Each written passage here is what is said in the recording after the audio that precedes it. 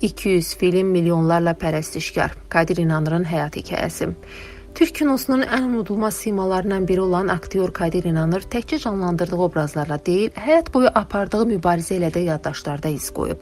O, bəzən Dəli Kadir kimi ədalətin keşiyində dayanıb, bəzən İlyas obrazı ilə milyonlarla insanı kövrəldib, bəzən də səssizlərin səsinə çevrilib. Gəlin arxasında yüzlərlə film və milyonlarla insanın yaddaşında silinməz xatirələr qoyan Kadir İnanırın həyat yoluna nəzər salaq. 15 aprel 1949-cu ildə Türkiyənin Ordu vilayətində dünyaya gələn Kadir İnanır əslən Trabzonun Sürmənə bölgəsindən olan bir ailənin övladı idi. 14 bacı qardaşın ən kiçiyi olaraq dünyaya gələn Kadir İnanırın uşaqlığı Qaradəniz bölgəsinin sərt şəraitində böyük, lakin sıx bir ailə mühitində keçib. Bəlkə də həyatının ən diqqət çəkən detalı illər sonra anasından eşitdiyi sözlər idi. Şöhrət qazandıqdan sonra anasına hədiyyələr apardığı günlərin birində anası Rukiyə xanım ona heç vaxt unutmayacağı bu sözləri deyib. Səni dünyaya gətirməmək üçün bildiyim bütün üsulları sınadım, oğlum, amma ölmədin. Demək, sən Kadir İnanır olacaqmışsan.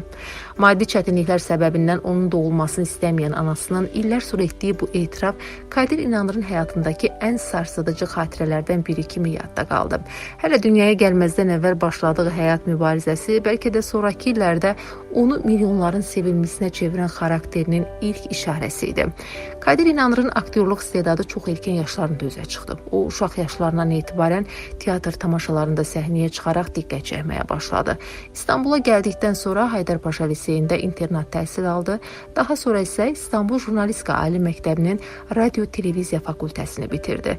Bu, onu Yeşilçamın peşəkar təhsil almış az saylı aktyorlarından birinə çevirdi. Kadir İnanırın şöhrət yolu asan başlamadı. O, 1967-ci ildə keçirilən kino aktyoru müsabiqəsində uğur qazana bilməsə də, bir il sonra Saklambaç qəzetinin təşkil etdiyi fotonovella aktyoru müsabiqəsində qalib oldu. Bu uğur onun sənət karyerasının başlanğıcı sayılır. O, qısa müddətdə Yeşilçamın ən tanınmış kişi ulduzlarından birinə çevrildi. Təxminən 200 filmdə rol alan Kadir İnanır sərt baxışları, gür səsi və xarizmatik duruşu ilə bir dövrün simvollarından birinə çevrildi. Xüsusilə aktrisa Türkan Şoray ilə baş rolunu paylaşdığı Selvi Boylum Al Yazmalım filmində canlandırdığı İlyas obrazı Türk kino tarixinin ən yadda qalan obrazlarından biridir.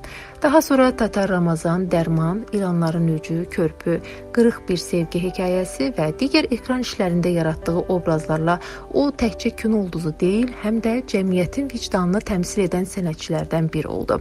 Kadir İnanır rəsmi nikaha daxil olmayıb və övlad sahibi olmayıb. O, uzun illər aktrisa Jülide Kural ilə xoş münasibət yaşayıb. Övlad sahibi olmamasının səbəbini isə illər əvvəl duyğusal sözlərlə izah edib.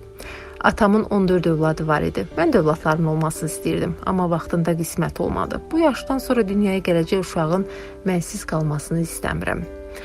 Aktyor ömrünün son illərində müxtəlif sağlamlıq problemləri ilə mübarizə apardı. O, 2012-ci ildə ağciyər əməliyyatı keçirdi və sonradan səhhətindəki çətinliklərin böyük hissəsini geridə qoydu. 2021-ci ildə iflic riski ilə üzləşsə də müalicə prosesini uğurla başa vurdu.